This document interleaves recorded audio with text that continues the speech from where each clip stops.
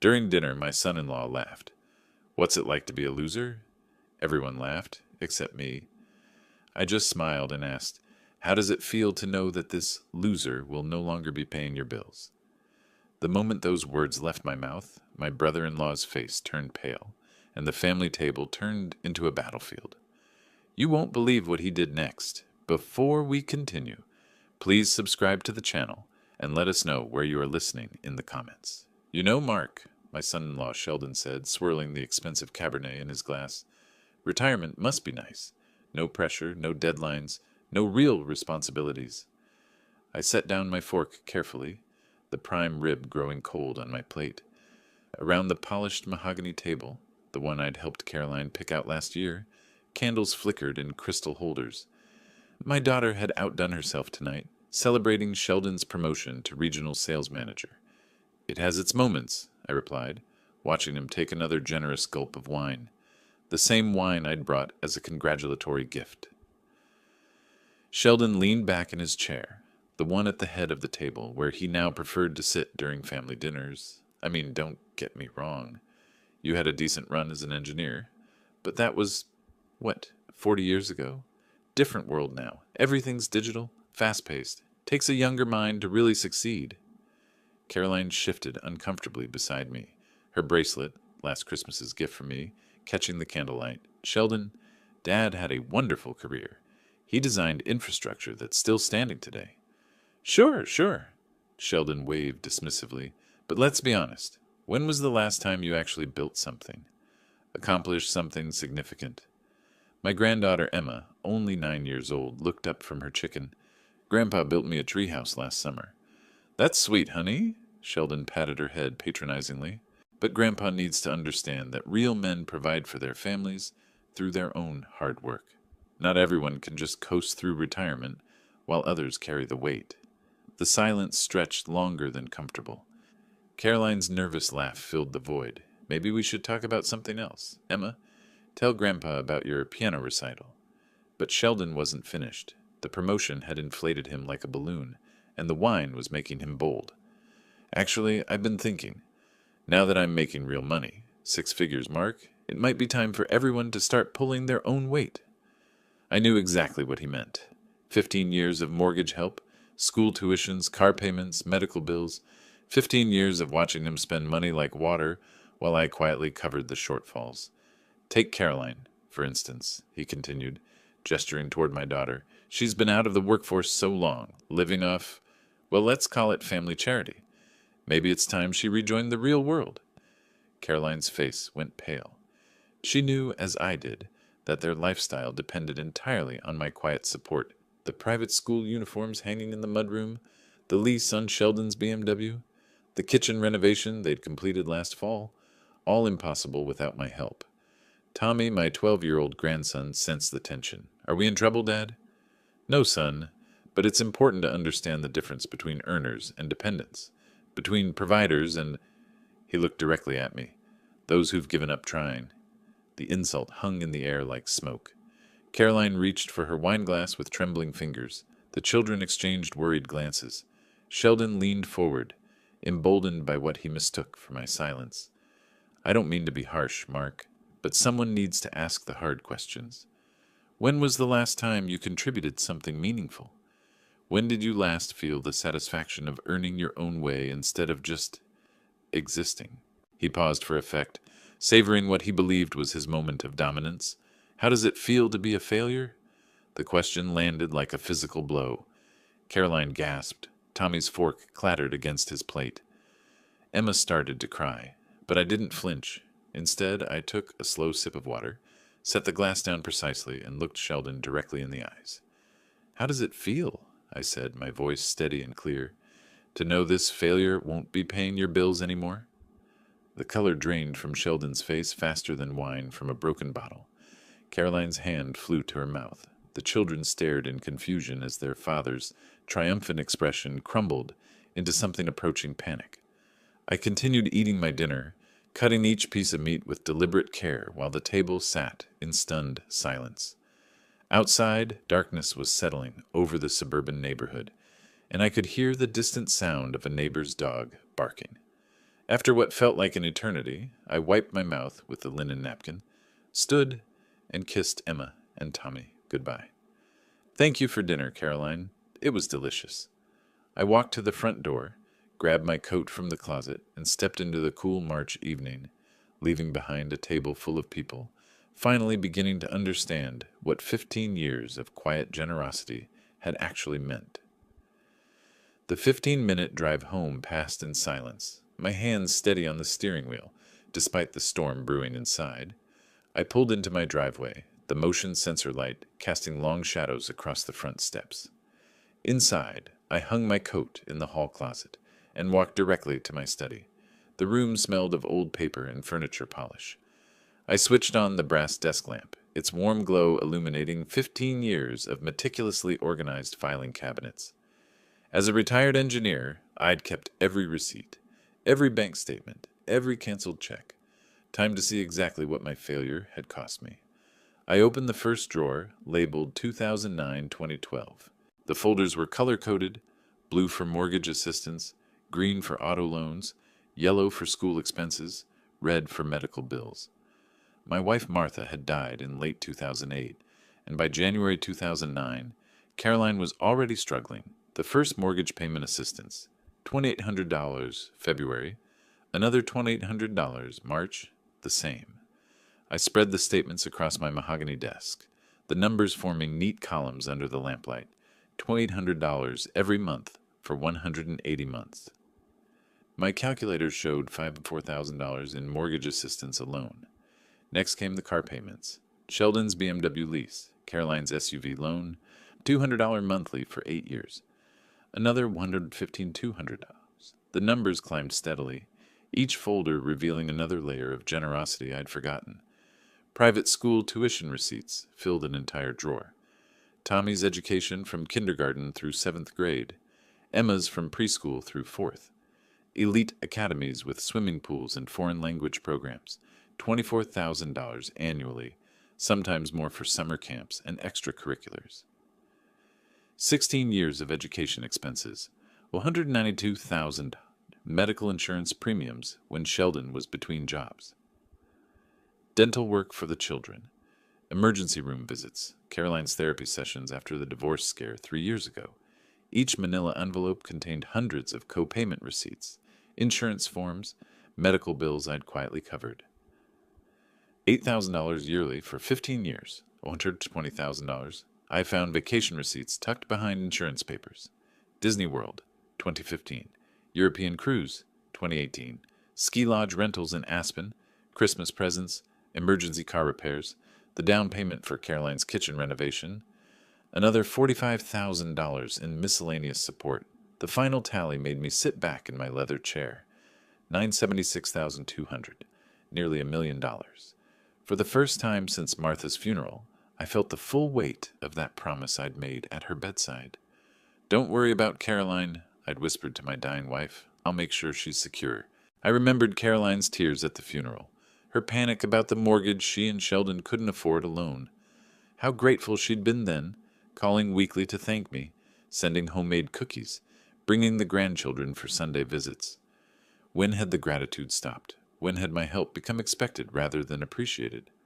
I pulled out my personal financial statements, the ones showing my own sacrifices, the smaller retirement account because I'd postponed investing, the modest 2-bedroom home instead of the lakefront property I'd wanted, the 15-year-old truck in my garage while Sheldon drove luxury vehicles, the travel brochures I'd collected but never used because Caroline always needed something, the hobbies I'd abandoned, the woman from church who'd stopped asking me to dinner because I was always helping family. I'd given them nearly $1 million in 15 years of my own dreams. At 10:30 p.m., I reached for my phone and bank contact list.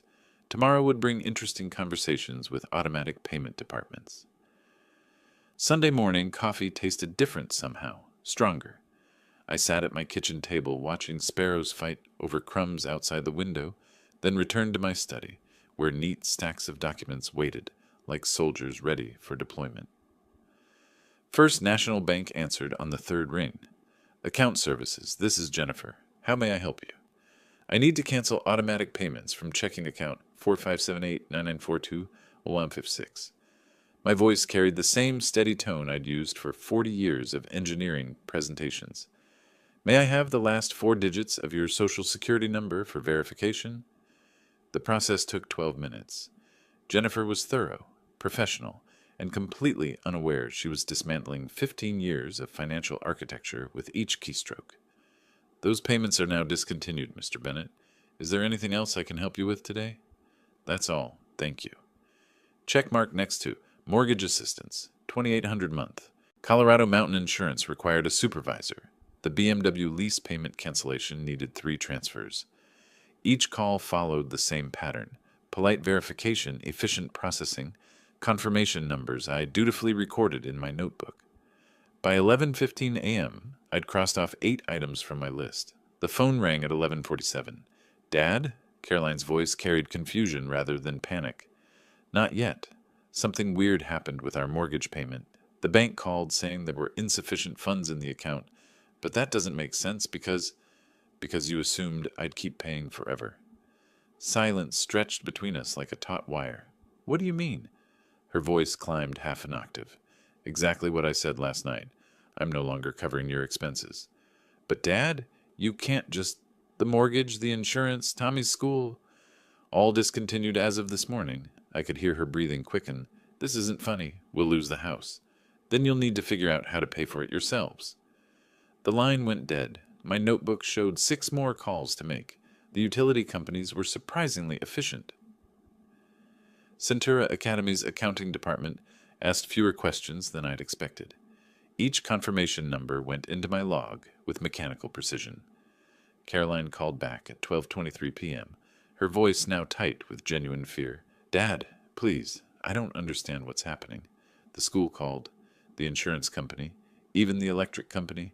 They're all saying our payments were declined because I canceled the automatic transfers from my accounts."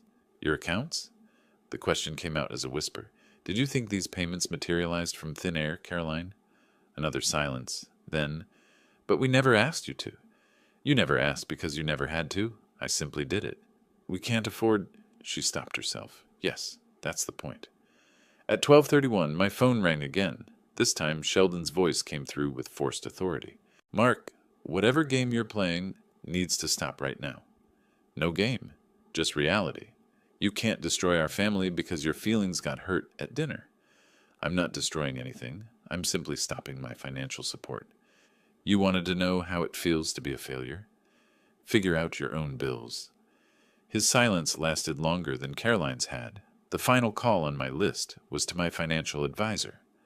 Monday morning, we'd discuss redirecting those monthly payments into my long-neglected retirement fund. Outside, the sparrows had found more crumbs.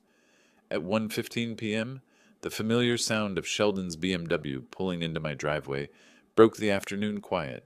Through my living room window, I watched him slam the car door with unnecessary force, while Caroline emerged from the passenger seat, clutching her purse like a lifeline. They marched up my front walkway with the determined stride of people convinced they held the moral high ground. I opened the door before they could knock. "We need to talk." Sheldon pushed past me without invitation, Caroline trailing behind with red-rimmed eyes. "Please come in," I said to their backs. Sheldon positioned himself in the center of my living room like a general claiming territory. "This ridiculous tantrum of yours ends now. You will call those banks immediately and restore every single payment." "No, I won't."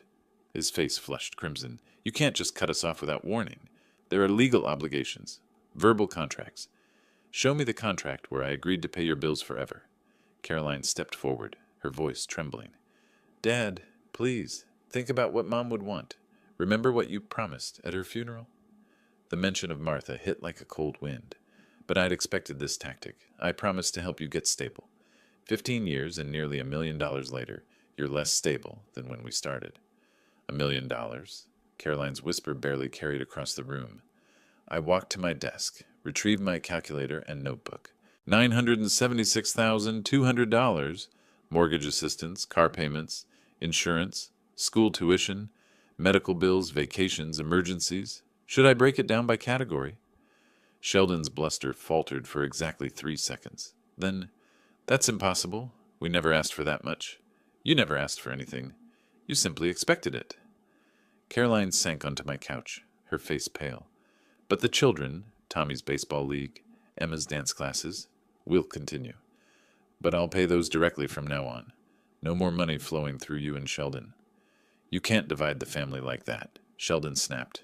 We're a unit, a team. Teams require mutual respect. When did either of you last thank me for anything? The question hung unanswered in the afternoon air. Caroline's tears started slowly, then built to the desperate sobs I remembered from her teenage years. I didn't know it was so much. I thought you wanted to help. I thought it made you happy. It did, until you stopped appreciating it and started demanding it. Sheldon began pacing my carpet like a caged animal. Fine. You want gratitude? Thank you. There. Now restore the payments. Gratitude doesn't work retroactively, Sheldon. His pacing stopped. For the first time since entering my house, he looked genuinely worried rather than merely angry. What exactly do you want from us? I want you to figure out how to live within your means. I want my grandchildren to see their parents working for what they have, instead of expecting handouts.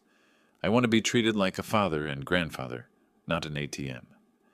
Caroline looked up through her tears. What if we can't? What if we lose everything? Then you'll learn what failure actually feels like. The silence stretched until even the afternoon shadows seemed to hold their breath. Sheldon straightened his shoulders, retrieving some of his corporate composure. We'll see about this. There are lawyers who specialize in elder financial abuse. I almost smiled. Please call them. I'd love to explain how I've been financially abused for 15 years. They left without another word, Sheldon's BMW roaring to life with more aggression than the engine probably appreciated. I stood at my window, watching them disappear down the street, and realized my hands were shaking. Silence filled my house like water flooding a broken dam. I collapsed into my leather armchair, the one Martha had given me for our 20th anniversary, and stared at the wedding photo on the mantel. Caroline's radiant smile, Sheldon's humble bow tie, Martha's glowing face beside me. That was 2007. Sheldon worked at a small insurance company then, drove a 10-year-old Honda, and called me sir with genuine respect. Mr. Bennett, he'd said during our first private conversation, I want you to know I'll take good care of Caroline. I may not have much now, but I'm working hard to build something worthy of your daughter. The humility in his voice had been real. I'd believed him. 2 years later, Martha was gone. Cancer took her in 4 brutal months, leaving Caroline devastated, and Sheldon scrambling to manage their modest mortgage on his entry-level salary. The 2009 recession had just hit, and his company was laying people off. At Martha's funeral, Caroline collapsed against my chest. Dad, I don't know how we'll manage. Sheldon's job isn't secure, the house payments. Don't worry, I'd whispered, holding my grieving daughter. I'll help until you get stable. Until you get stable. Not forever. Those first years, Sheldon's gratitude was overwhelming. Handwritten thank you notes. Weekend visits where he'd fix my gutters or mow my lawn. Caroline called twice, weekly, just to check on me, bringing the grandchildren for Sunday dinners. Dad, you're literally saving our lives, she'd say, tears in her eyes. We'll pay you back when things improve. The first mortgage payment, $2,800. Just 6 months, Sheldon promised, until I get promoted. The car loan help, $450 monthly, just until we build some equity in the house. Tommy's private school tuition, $2,000 monthly, just for kindergarten, to give him a strong foundation. Each just until became permanent. Each temporary measure became expected. By 2012, the thank you notes had stopped. Sheldon's weekend visits became occasional appearances where he'd drink my beer and complain about his boss. Caroline's grateful calls became monthly requests for additional help. Dad, can you cover Emma's dance classes? It's only $200 a month. Dad, the kids need new computers for school. Dad, our vacation rental fell through. Can you help with a different place? The word please disappeared first, then thank you. Finally, even can you became you need to. By 2018, Sheldon had stopped acknowledging my contributions entirely. At neighborhood barbecues, he'd brag about his house renovations, his children's private education, his successful lifestyle. When neighbors complimented his BMW, he'd beam with pride about his smart financial planning. Caroline began defending him over me. When I gently suggested they try managing some expenses independently, she'd respond with irritation. Dad, you don't understand modern family dynamics. Sheldon's under enormous pressure at work. The children have established routines. You can't just disrupt everything because you're feeling unappreciated. Unappreciated. The word hit like a physical blow. Last Christmas, neither of them acknowledged my support. Sheldon gave a toast about his hard work providing for the family. Caroline posted social media photos of their expensive gifts with hashtags about blessed family success. I'd sat in my small living room looking at their thank you cards from 2009, wondering when gratitude had calcified into entitlement. Now, sitting in the gathering dusk, I understood what Martha would have wanted. Not endless enabling, but dignity. Not unlimited generosity, but respect. Outside, shadows stretched longer across my front yard, and somewhere in the distance, a phone began ringing. 3 days passed like watching dominoes fall in slow motion. Monday morning brought the first bank notifications. Caroline called at 9:47 a.m., her voice thin with panic. Dad, they're saying our mortgage payment failed. There's a $75 penalty fee. The bank wants $28.75 by tomorrow, or they'll start foreclosure proceedings. I said nothing. The silence stretched until she hung up. By noon, Sheldon's BMW lease company had left 2 voicemails about their missed $650 payment. Caroline's SUV loan, another $480 monthly, bounced with a $50 penalty. Their homeowner's insurance lapsed at 3 p.m. when the automatic payment failed. Tuesday brought deeper water. Caroline called again, this time with Sheldon shouting in the background. We can't cover everything. Her voice cracked. I applied at Target, Walmart, 3 restaurants. Even if I get hired immediately, they're offering $12 an hour. That's barely $2,000 a month before taxes. For the first time in 15 years, she was doing mathematics on her survival. Wednesday afternoon, I drove past Centura Academy during pickup time. Tommy and Emma stood with other children whose tuition payments had cleared. The school had called Caroline that morning. $4,800 due immediately, or the kids would be withdrawn by Friday. That evening, my neighbor, Mrs. Payne, mentioned hearing raised voices from Caroline's house during her walk. Seems like financial troubles, she said sadly. The young man was yelling something about credit cards being maxed out. Thursday brought the crescendo. Caroline's third call came at 2:15 p.m. Dad, please, I went to 5 interviews yesterday. McDonald's, a cleaning company, a grocery store. They all want references from recent employers. I haven't worked since 2009. Her voice had lost its demanding edge, replaced by something I hadn't heard in years. Humility. Sheldon tried to pay the mortgage yesterday. Our account has $3,000. The payment is $28.75. He paid it, then realized we couldn't cover utilities, groceries, or gas for the cars. He had to call the bank back and cancel the payment. I remained silent. The BMW lease company scheduled a repossession for Monday. They're taking Sheldon's car unless we pay $650, plus a $200 reinstatement fee. More silence. Dad? Her voice became very small.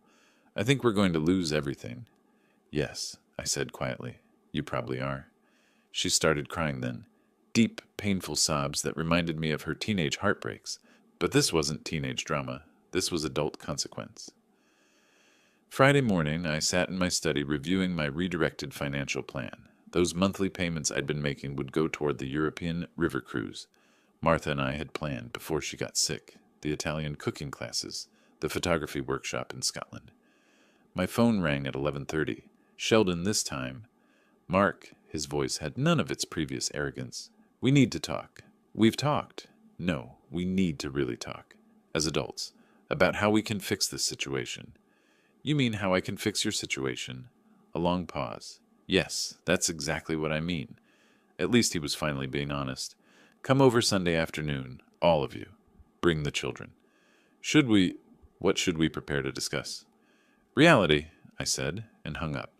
Outside my window, the first spring flowers were beginning to push through the soil. Monday morning, my friend Dave from the hardware store called with concern in his voice. Mark, I heard something troubling yesterday. Sheldon was at Murphy's bar telling folks you cut off your family without warning. Said you're forcing the kids out of private school out of spite. I set down my coffee cup slowly. What exactly did he say? Called it financial abandonment of innocent grandchildren. Used a lot of business terms.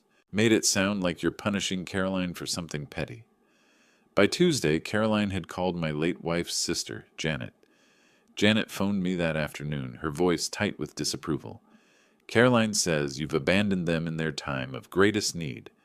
She was crying. Mark said the children don't understand why Grandpa doesn't love them anymore. Did she mention the $976,000 I've given them over 15 years? Long silence. What? Nearly $1 million, Janet. Mortgage payments, car loans, insurance, school tuition, medical bills, vacations, every month for 15 years. That can't be right. I have documentation for every penny. The next morning, Emma called me. Her small voice was carefully rehearsed. Grandpa? Mommy says we might lose our house because you don't want to help us anymore. Did we do something wrong? My heart twisted, but I kept my voice gentle. You didn't do anything wrong, sweetheart. Would you like me to pick you up for ice cream this afternoon? Mommy says you might say no to everything now. I never say no to ice cream with my granddaughter. That afternoon at Dairy Queen, Emma's scripted sadness melted away as she told me about her art project. When I dropped her off, Caroline watched from the window with calculating eyes. Wednesday brought a more direct confrontation. Nancy Morrison, a longtime neighbor, approached me at the grocery store. Mark Bennett, I'm ashamed of you. Her voice carried across 3 aisles. Cutting off your own daughter when she needs you most? What would Martha think? I faced her calmly. Martha would think 15 years and nearly $1 million was generous enough. Nancy's righteous anger faltered. $1,976,200. Mortgage assistance, car payments, school tuition, insurance premiums, medical bills, vacation expenses. Would you like to see the bank records? Other shoppers had stopped to listen. Nancy's face reddened.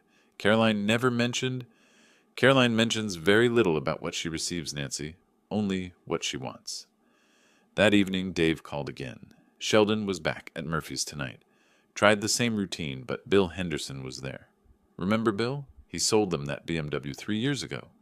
What did Bill say? Asked how Sheldon afforded a $60,000 car on his salary. When Sheldon started deflecting, Bill mentioned he remembered you co-signing the lease. The whole bar got quiet, real fast. Thursday morning brought a call from my old engineering colleague Tom. Heard some interesting gossip at the coffee shop. Also heard your side from Dave. Mind if I ask you directly, did you really support them for 15 years? Every month since Martha died, and they never acknowledged it. Last Christmas, Sheldon gave a toast about his hard work providing for the family. Caroline posted photos of their expensive gifts on social media with hashtags about blessed family success. Tom whistled low. That's cold, Mark. Friday evening, I was watering my front garden when Mrs. Payne approached. Mr. Bennett, my daughter heard something at school pickup today. Parents talking about family drama.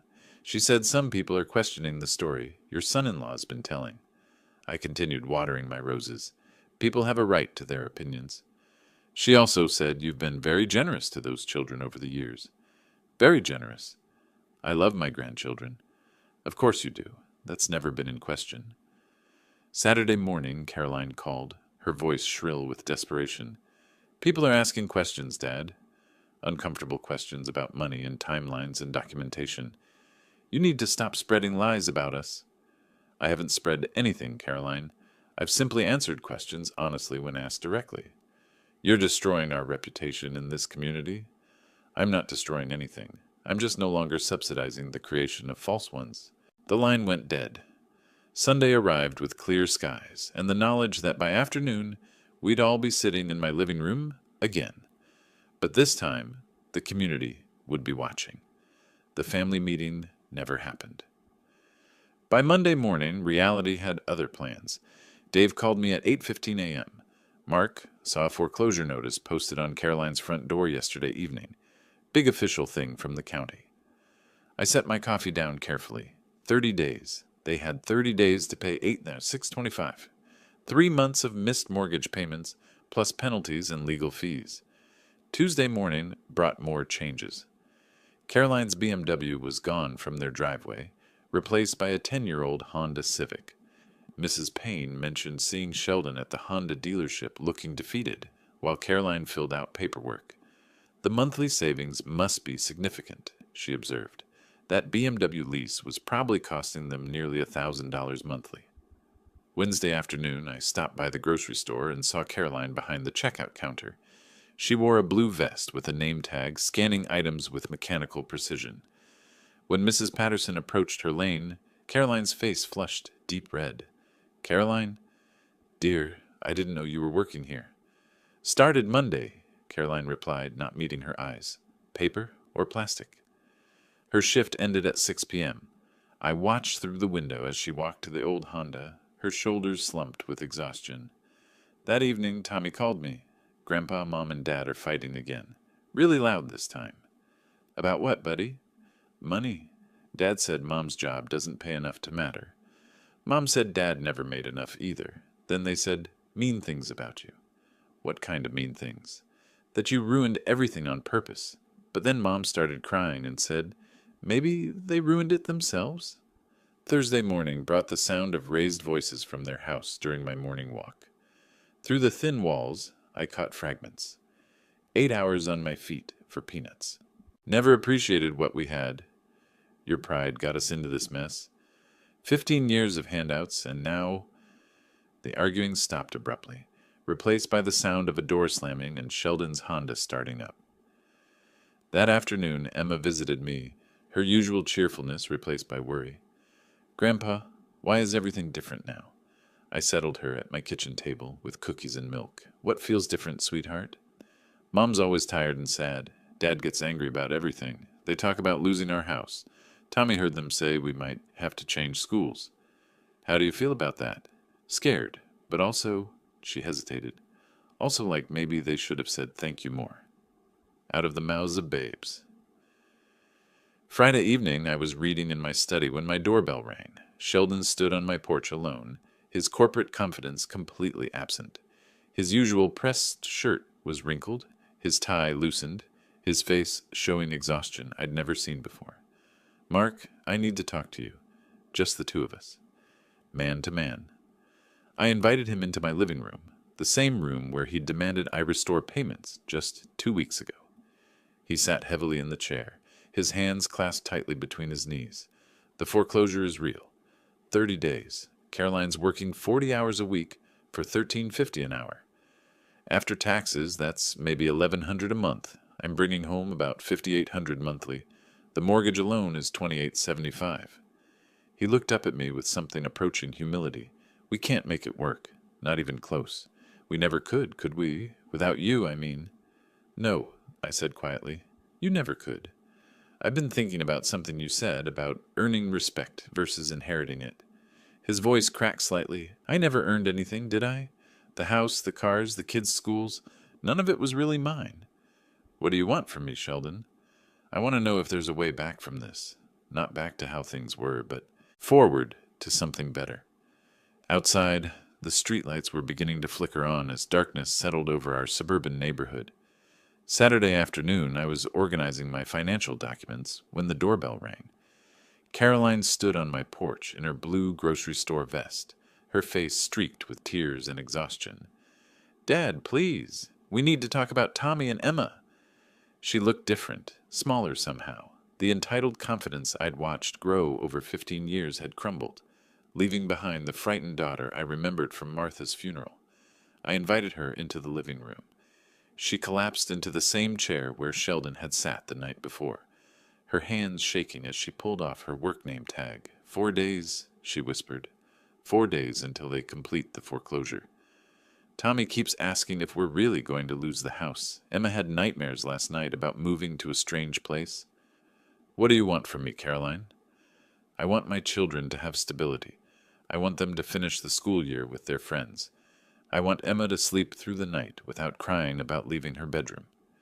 She looked up at me with eyes that held no trace of manipulation, only raw, maternal desperation. "I've been working 40 hours a week on my feet, scanning groceries for people who used to be my friends." Yesterday, Mrs. Henderson came through my line and asked why I was working there. I wanted to crawl under the counter and disappear. But you didn't? No, I smiled and asked paper or plastic, because I finally understand what work means, what earning means, what you've been trying to teach us. She wiped her nose with a tissue from her purse. Sheldon told me about your conversation last night. He said you asked if there was a way forward. There might be, but it would require significant changes from both of you. Tell me. I leaned forward in my chair. I'll pay Tommy and Emma's school tuition directly to Centura Academy. I'll cover their clothing, medical expenses, sports activities, and music lessons. I'll establish college funds for both of them. Caroline's face brightened with the first hope I'd seen in weeks. But, I continued, I won't pay your mortgage, car payments, insurance, or any adult lifestyle expenses. You and Sheldon will live within your actual means. Period. We can do that. We'll downsize, find a smaller place. There's more. I want public acknowledgement of the 15 years and $976,000 I've provided. I want sincere public apologies for the disrespect and entitlement. I want genuine gratitude, not just when you need something. Caroline's face crumpled. Sheldon will never agree to public apologies. His pride, then his pride is more important than his children's stability. We sat in silence while she processed this reality. What kind of public acknowledgement? A letter to the community newspaper explaining how I've supported your family and thanking me for my generosity. An honest Facebook post about 15 years of financial help. Face-to-face apologies to the people you've lied to over the past 2 weeks. And if we do this, all of it, your children will have educational security and grandfather's love. You'll have a relationship with me based on honesty and mutual respect, but you'll also have a lifestyle limited by what you and Sheldon actually earn. Caroline covered her face with her hands. I don't know if I can convince him. You have 48 hours to decide. After that, the offer expires. She stood slowly, her grocery vest wrinkled from the long day. At the door, she turned back. Dad, thank you for still caring about Tommy and Emma. I never stopped caring about any of you, Caroline. I just stopped enabling you. After she drove away in the old Honda, I sat in my living room watching the evening news. Somewhere across town, a very difficult conversation was about to begin. Caroline's Honda pulled into their driveway at 5:30 p.m. Through my neighbor Dave's later account, I learned how the evening unfolded. Sheldon was heating leftover pizza when Caroline entered the kitchen, still wearing her grocery vest. He looked up from the microwave, noting her red-rimmed eyes and exhausted posture. Where have you been? Your shift ended at 3. I went to see Dad. The microwave beeped in the silence that followed. Sheldon pulled out the steaming pizza, set it on the counter, and turned to face his wife fully. You went behind my back after everything we discussed about handling this together? We're out of time, Sheldon. 4 days until foreclosure. The children are terrified. I had to try something. Caroline sank into a kitchen chair, pulling off her name tag with trembling fingers. He's willing to help, but there are conditions. What kind of conditions? He'll pay for Tommy and Emma's school, clothes, activities, medical expenses. He'll set up college funds for both of them. Sheldon's face brightened. That's fantastic. When does he restart the mortgage payments? He doesn't. We have to live on what we actually earn. The brightness faded instantly. That's impossible. You know our expenses. He wants something else, too. Caroline's voice dropped to barely above a whisper. Public apologies. Acknowledgement of the 15 years and $976,000 he supported us. Sheldon's face went white, then red. He wants me to humiliate myself, publicly admit I've been... What, a charity case? Sheldon, he spent nearly $1 million on us. $1 million. Do you understand what that means? It means he chose to help family. That's what fathers do. Caroline stood up slowly, her grocery vest wrinkled and stained. No, that's what saints do. And we treated him like an ATM. From upstairs came the sound of Tommy's voice calling down, Mom? Dad? Why are you yelling? Both parents stopped, realizing their voices had risen. Emma appeared at the top of the stairs in her pajamas, rubbing her eyes. Are you fighting about Grandpa again? Caroline climbed the stairs to comfort her daughter, while Sheldon paced the kitchen, his hands clenched into fists. When Caroline returned 20 minutes later, She found him staring at the foreclosure notice on the counter. "I won't do it," he said without looking up. "I won't stand in front of our neighbors and admit I'm a failure who couldn't provide for his own family." "Then what's your solution? Where are we going to live? Where will the children go to school?" "We'll figure something out. Get a loan. File for bankruptcy. Something. Anything but crawling to your father and begging forgiveness for imaginary sins." Caroline pulled out her phone and opened the calculator app. "Okay, let's figure it out. Our combined monthly income is $6,900. The mortgage is $2,875. That leaves $40.25 for everything else." She continued typing numbers. "Car payment for the Honda, $350. Insurance, $250. Utilities, $300. Groceries, $600. Gas, $200. That's $1,600, leaving us $2,625. See? We can make it work. I haven't added the children's expenses yet. Tommy's baseball league, $120 monthly. Emma's dance classes, $80. Both kids' school supplies, clothes, medical copays, birthday parties, Christmas gifts." Caroline's voice cracked. "Sheldon, we can't afford our children." Through the thin walls, Tommy's voice drifted down again. "Mom, Emma's crying. She says we're going to be homeless." Caroline looked at her husband with eyes that held no trace of the entitled woman who had demanded her father restore their payments 2 weeks ago. "We have 36 hours to decide.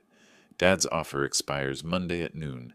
She walked upstairs to comfort her children, leaving Sheldon alone in the kitchen with the foreclosure notice and a calculator that couldn't make their impossible mathematics work.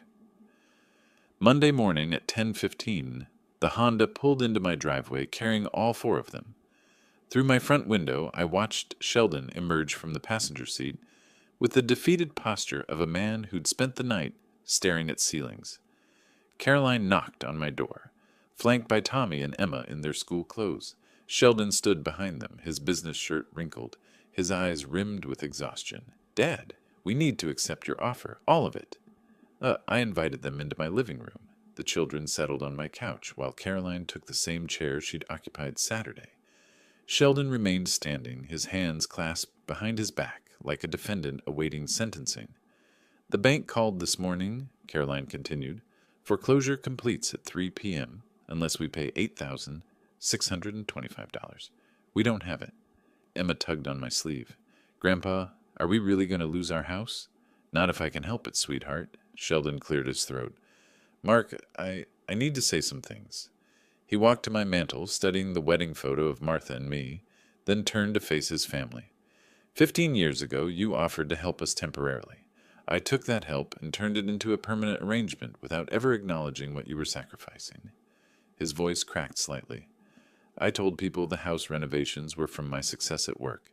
I bragged about the cars like I'd earned them. I let Tommy and Emma think their grandfather was just being nice instead of being their actual provider." Caroline reached over and took Emma's hand. "Dad, I owe you apologies too. I took your generosity and treated it like inheritance, like something I deserved instead of something you chose to give." "You paid our mortgage for 15 years, Sheldon added. $504,000. You paid our car loans, insurance, school tuition, medical bills, vacations, Christmas gifts, birthday parties, dance classes, baseball leagues." Tommy looked up with wide eyes. "Grandpa paid for my baseball." "Grandpa paid for everything," Caroline said quietly. "Almost $1 million over 15 years. Emma's small voice cut through the heavy air. "Why didn't you tell us?" Caroline's face reddened. "Because we were ashamed. Not of Grandpa's help, but of how we acted like we didn't need it."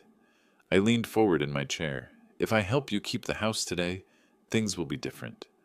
I'll pay Tommy and Emma's school tuition directly to Centura Academy. I'll cover their medical expenses, clothing, activities, and college funds, but I won't pay your mortgage, car payments, or any adult lifestyle expenses. You'll live on what you actually earn." Sheldon nodded slowly. "We understand. There's more. I want public acknowledgement. A letter to the community newspaper thanking me for 15 years of support. Social media posts expressing genuine gratitude. Face-to-face apologies to the neighbors you've lied to." "When?" Caroline asked. "This week. Before Saturday." Sheldon's jaw tightened, but he nodded again. "What else?" "Monthly family dinners here. Not to report your finances, but to maintain proper relationships. To remember that family means respect, not entitlement. I stood and walked to my desk, pulling out my checkbook. I'm going to call First National and arrange an emergency payment, but this is the last mortgage payment I ever make for you. After today, you sink or swim on your own income. As I dialed the bank, I heard Emma whisper to her mother, "Are we going to be okay now?" Caroline's voice was soft but certain. "Yes, sweetheart, we're going to be just fine." For the first time in 15 years, I believed she was right. 3 months later, on the third Saturday of June, they arrived for our monthly family meeting at exactly 2 p.m. Caroline had been promoted to shift supervisor at the grocery store, earning $15.50 an hour. Sheldon had learned to balance their budget without expecting miracles. "Grandpa!" Emma bounded through my front door in her soccer uniform, grass stains on her knees and a medal around her neck. "Look what I won at the tournament." "That's wonderful, sweetheart. Tell me about the winning goal." While Emma regaled me with athletic heroics, Tommy showed me his report card, straight A's, and a note from his teacher, praising his improved attitude and confidence. Caroline set a manila folder on my coffee table. "Dad, here's this month's budget review. We're covering the mortgage, utilities, groceries, and car payment entirely from our combined salaries. We even started a small emergency fund." Sheldon, who 3 months ago couldn't look me in the eye, now contributed to our discussions with genuine respect. "Mark, I wanted to ask your advice about a potential promotion opportunity at work. The regional director position might open up next quarter. What would it involve?" "More responsibility, better salary, but also travel. I wanted to make sure Caroline and I could handle the children's schedules if I'm away occasionally." I opened my own folder, organized with typical engineer precision: Tommy's soccer league fee, paid directly to Colorado Youth Sports; Emma's piano lessons, handled through Mountain Music Academy. Both children's dental checkups are scheduled for next month, covered under my family plan. Caroline smiled, a genuine expression I hadn't seen in years. "Dad, I can't thank you enough for keeping their lives stable while we figured out how to be actual adults." "Speaking of being adults," Sheldon added, "we completed the community service hours Judge Martinez assigned after our public apology letters. Volunteering at the food bank was enlightening. We met families genuinely struggling, not just living beyond their means like we were." Emma tugged on my sleeve. "Grandpa, can we show you the thank you cards we made?" Both children produced construction paper cards, decorated with glitter and heartfelt messages. Tommy's read, "Thank you for taking care of us, even when Mom and Dad forgot to say please." Emma's was simpler. "I love you, Grandpa. You're the best." These weren't coached expressions or guilt-driven apologies. These were the authentic words of children who finally understood what love and security actually meant. "There's something else," Caroline said quietly. "Sheldon and I have been talking about eventually buying a smaller house, something we can actually afford on our own income. Not immediately, but maybe in 2 years when we've built more savings." "That sounds like good planning," Sheldon nodded. "We want to prove we can stand on our own feet. Not because we don't appreciate your help with the kids, but because we need to respect what you've already given us." As the afternoon wound down, Tommy asked the question that summarized everything. "Grandpa, are you proud of us now?" I looked around my living room at my daughter, who had learned the value of work, my son-in-law, who had swallowed his pride for his children's sake, and my grandchildren, who finally understood gratitude. "Yes, Tommy, I'm very proud of all of you." They left as the sun was setting, Emma's hand in mine as I walked them to their car, the same Honda that had replaced the BMW, but somehow it looked less like a downgrade and more like a choice made with wisdom. Watching their taillights disappear down my street, I realized Martha would have been proud too. Not of the money I'd spent or the control I'd finally asserted, but of the family we'd become when respect replaced entitlement and love replaced exploitation. The revenge I'd sought wasn't punishment, it was transformation, and sometimes that's the sweetest justice of all. If you like this story, please like this video, subscribe to the channel, and share your impressions of this story in the comments. To listen to the next story, click on the box on the left. Thank you for watching.